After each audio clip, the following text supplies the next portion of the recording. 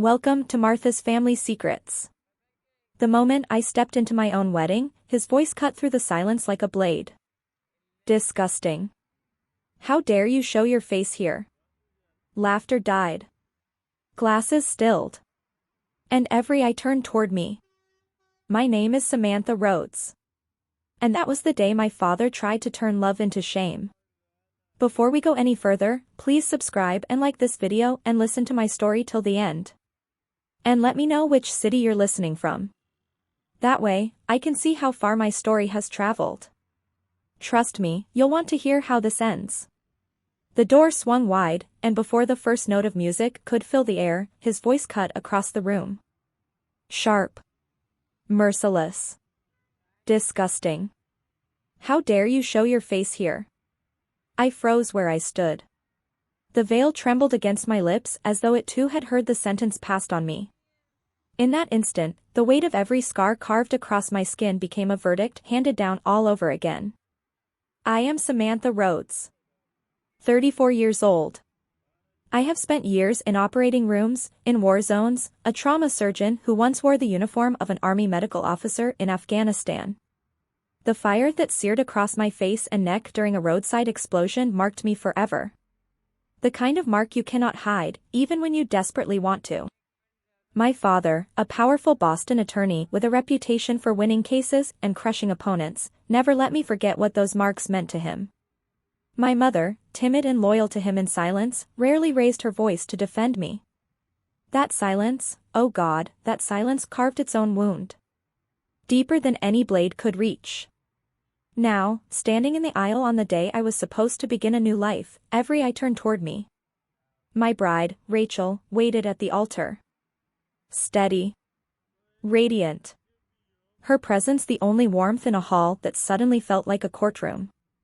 Whispers slid between rows of polished pews. I could see them mouthing words, half hidden behind hands, their glances darting like knives. My chest tightened. The old shame surged back, quicker than breath, sharper than reason.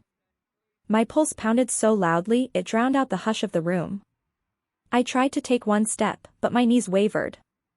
For a heartbeat, I wondered if love was enough to carry me forward, or if the echo of my father's contempt would finally break me on the very day I was meant to be whole. I nearly collapsed before I had even crossed the first few feet of the aisle. Let me take you back. Let me show you how I got here. I grew up in a house where silence was sharper than words.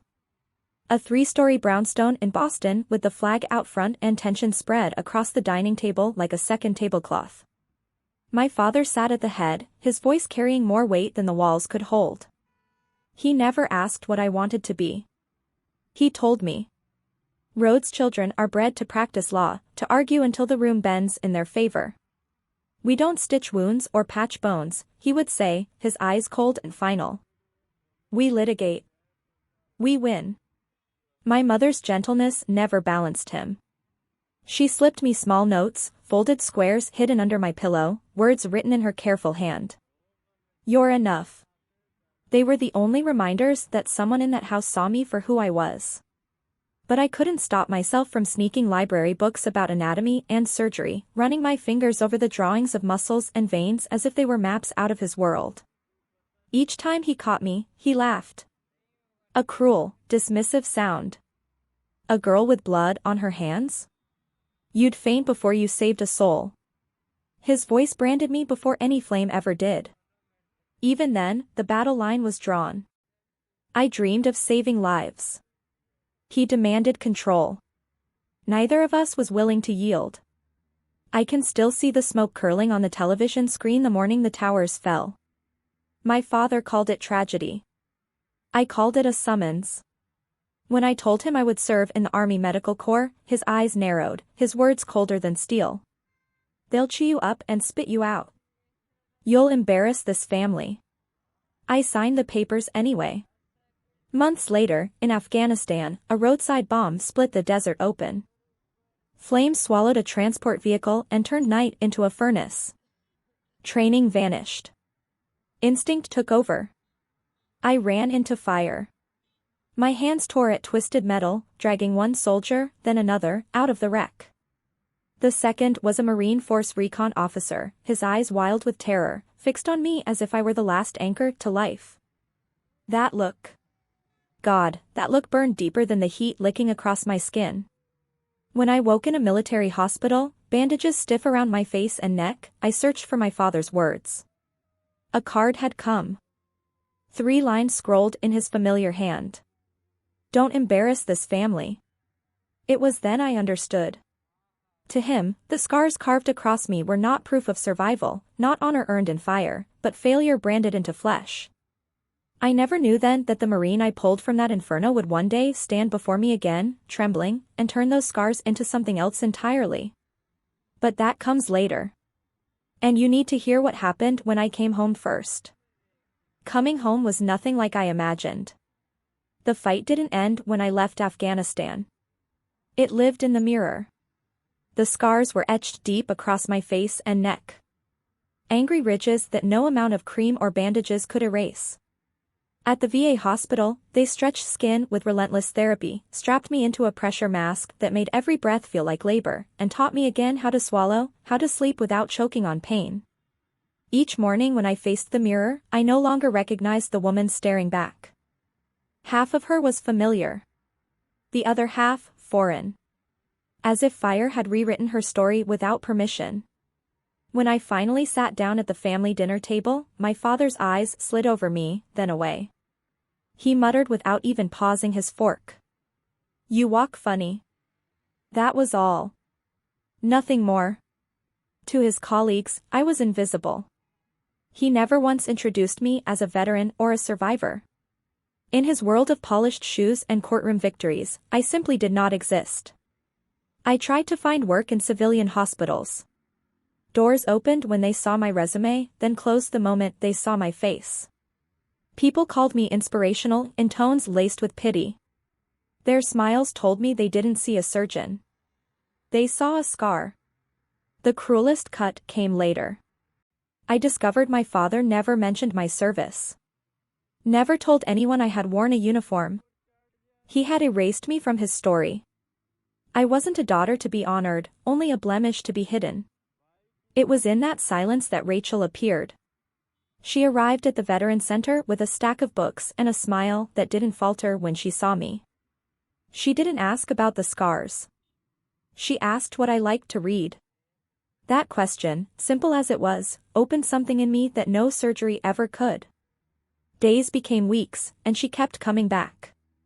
She laughed with me, sat with me when pain broke through, and looked at me as if the scars weren't the first thing in the room. With her, I felt whole. If only for a while. When I asked her to marry me, she didn't hesitate. Her yes was immediate, her eyes steady, her hand tight in mine. For the first time, I believed there was a future worth stepping into. But my father's shadow reached even there. When he learned of our wedding, he let out a short, cruel laugh. Who would marry you looking like that? 2 embarrassments in one marriage. He declared he wouldn't attend. But I knew better. Control was his oxygen. He would not resist an audience. The proof came when a cousin pulled me aside, voice hushed, warning. Your father has something planned. Don't underestimate him. I understood then. This wedding wasn't just a vow of love. It would be a battlefield. And facing him there would be the fiercest fight of my life. Engagement break, are you still with me? Drop a comment and let me know. Because what happens next, it's going to break your heart before it heals it. The chapel glowed with stained glass light spilling across polished wood. White lilies breathed their sweetness into the air. I walked slowly, gown trailing behind me, veil trembling with every breath. At the altar, Rachel stood waiting. Her smile steady. Her gaze locked on mine, carrying me forward when my knees wanted to fold. Then the crack of his voice sliced through the hush. Disgusting. How dare you show your face here? He rose from the front row like a judge rising to deliver a sentence. Forks froze midair. A glass slipped and clattered onto tile. Whispers slithered between rows. The silence afterward was louder than any shout. My body went rigid. My chest pounded so hard I thought ribs might split. In an instant, I was a child again. His mocking words spilling down the table, branding me as weak, unworthy. I caught heads nodding, lips curling in agreement. Shame to the family, someone muttered, and heat surged through my throat. Rachel stepped closer, fingers catching mine, her whisper threading into me. We stand together. That single touch steadied me against the cliff's edge, but the officiant faltered, lowering his book. Guests leaned forward, their faces sharp with expectation, as if I were on trial before them all. In that moment, I felt stripped bare. Not a bride. Not a daughter. But an exhibit in a case my father had already decided.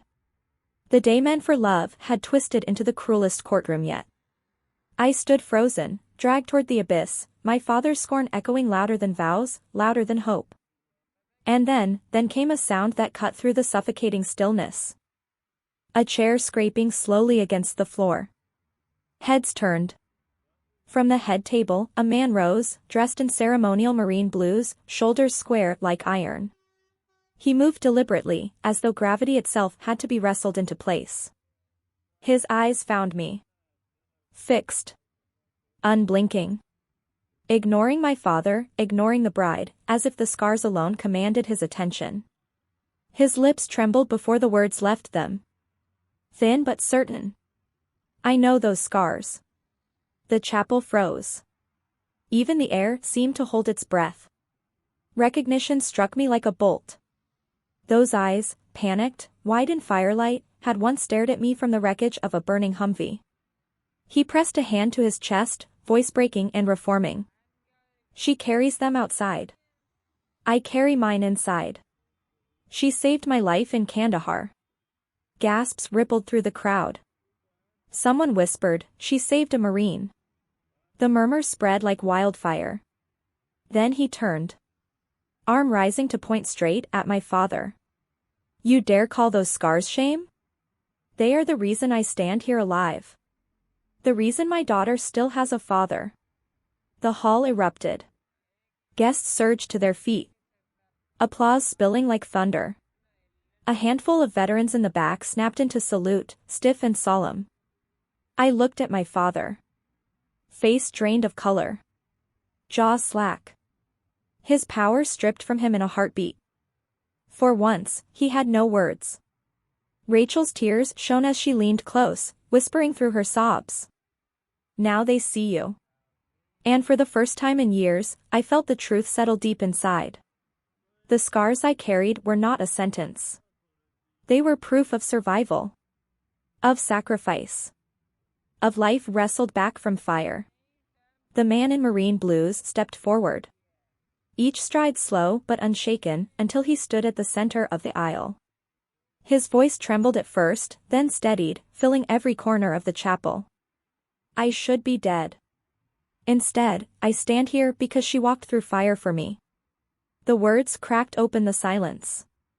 And then he gave the room the memory I had carried alone. I need you to pause for a second. Take a breath. Because what he says next changed everything. He described the night flames swallowed metal. The deafening roar of a blast that turned sand into shrapnel. He told them how I pulled him free, my gloves melting into steel and flesh. How my own skin caught the fire meant for him. He said he could still smell the burning fabric. Could still hear his own screams before my arms dragged him out of death's reach. A hush fell so heavy it pressed against my ribs. I saw people blink hard, tears glinting. An older veteran near the back rose stiffly to attention, palms slicing the air in a salute. Others followed. Silent but solemn. The officiant bowed his head, clutching the book to his chest as though the words were scripture. I looked at my father. His face had drained of color, his jaw working, but no sound emerging. He was pinned there like a defendant cornered by evidence undeniable. For the first time, his certainty cracked. For the first time, he could not speak. Something shifted inside me. My shoulders pulled back. My spine rose tall. And for once, I no longer carried the weight of hiding. I breathed fully, as though the air itself had changed. Rachel reached up, brushed tears from her cheeks, and whispered, "Now they know." But I always knew. Applause broke out. At first scattered, then swelling into thunder rolling beneath the vaulted ceiling. Guests stood row after row, clapping, cheering. Their faces transformed. The same lips that had muttered shame now whispered reverence. Glasses lifted high. Heads bowed. The sound of crystal chiming rose like bells of absolution. I turned my gaze to my father. He sat hunched. Smaller than I had ever seen him. Swallowed by the crowd's roar. He could no longer command the room. The truth had stripped him bare. And for the first time in my life, I didn't lower my eyes. That moment, born of scars, fire, and survival, tore the day from disgrace and reshaped it into triumph. My wedding had been stolen and returned in the same breath, transformed from my father's courtroom into a sanctuary of honor, courage, and love. But the story doesn't end there. Stay with me. The reception buzzed with voices still shaken by what had unfolded in the chapel. I stood in a corner for a breath, the bouquet trembling faintly in my hand, when he approached me again. The Marine's face looked older now than the memory burned into me. Lines etched by years of carrying something heavy. He reached into his jacket and pressed a worn photograph into my palm. The edges were curled, the color fading, but the image was sharp enough to split me open. I saw myself. Younger. My face wrapped in gauze, uniform caked in dirt and blood. Beside me, his arm draped across my shoulder. Both of us alive against all odds, captured only hours after the blast. He touched the picture with a reverence that made my throat tighten. "I kept this all these years," he said, his voice unsteady but resolute. "Proof that you saved me." For a moment, I couldn't speak. My fingers closed around the photograph as if it might burn away if I let go. Around us, people gathered. One by one. Extending their hands. Eyes no longer filled with pity, but with respect.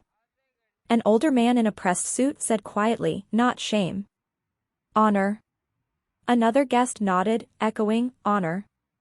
The word spread like a benediction. Strangers clasped my hand firmly, some with tears in their eyes, others bowing their heads slightly, as though I had earned a place beyond what titles or gowns could give. I felt Rachel's hand slip into mine, her smile trembling with pride. For the first time since I returned from war, I was not a wound to be hidden. I was seen. Whole and unbroken. Not because of the scars, but because of what they meant. The applause from the ceremony had been thunder. But this was different. This was quiet reverence. The kind that lingers. The kind that heals. Are you feeling this? Because I need you to understand what happens next. It's the conversation I never thought I'd have. Later that night, after the music softened and the laughter of guests faded down the hall, I found myself walking into my father's study. The door creaked as I pushed it open. He sat in his leather chair, shadows curling around him, a half-empty glass of bourbon resting heavy in his hand. The yellow lamp above his desk cast his face in a weary, unfamiliar light. For a long time, he said nothing. His eyes shifted from the glass to the floor, then to me, before dropping again. The silence stretched so taut it could have broken. Finally, his voice rasped. Rougher than I had ever heard. I was wrong. The words fell heavy. Awkward. Unpolished. But real. He swallowed hard and continued. I thought if I kept you hard, if I broke you down, you'd rise stronger. I believed ridicule was the only medicine that worked. I told myself it would forge you. But all it did was make me smaller. Weaker. I see that now. I stood still, letting the weight of his confession settle. My pulse was steady. Not racing with anger this time, but beating with clarity. I answered evenly, my voice clear. I never needed pity. I needed respect. His eyes flickered up, rimmed red. He nodded once, almost imperceptibly, and set the glass down with trembling fingers. The silence between us wasn't warm. But it wasn't hostile either. It was the faintest crack in a wall that had stood my entire life. It wasn't forgiveness. Not yet. But it was the beginning of something I never thought I would see. The first fracture in his armor. And the first time he looked at me not as a burden, not as shame, but as someone who had survived fire and refused to fall. What comes next will show you how far I've come. A year later, Rachel and I returned to the chapel. This time without flowers, music, or a crowd. The pews stood empty. The air hushed. And the only sound was the faint echo of our footsteps on the polished floor. Light streamed through the stained glass windows, soft and fractured, spilling across my face. I felt its warmth land directly on the scars that once made me hide. I lifted a hand and traced the familiar ridges, no longer flinching at the touch. My voice broke the silence in a whisper meant for no one but myself. Not shame. But proof. Proof of the fire I walked through. Proof of the life I refused to surrender. Proof that what nearly destroyed me had instead remade me. Rachel reached for my hand, her fingers threading through mine with the same certainty she had shown on the day everything almost collapsed. She smiled, her eyes bright, carrying no pity. Only pride. In that stillness, I understood. Whether my father changed or not no longer defined me. The truth had already been spoken aloud. Witnessed. Sealed. I had learned to carry myself without apology. Scars are not disgrace. They are history written in flesh. Of survival. Of love. Of sacrifice. And they will never again be hidden. Now, I want to hear from you. Tell me in the comments, and if you've dealt with something similar, share your story. You're not alone. Subscribe for more stories about standing your ground and reclaiming your life. Because we all deserve to be seen for who we truly are, not for what others think we should be. My name is Samantha Rhodes. And this is the day I stopped apologizing for surviving. This is the day I chose love over shame. And this is the day I finally came home.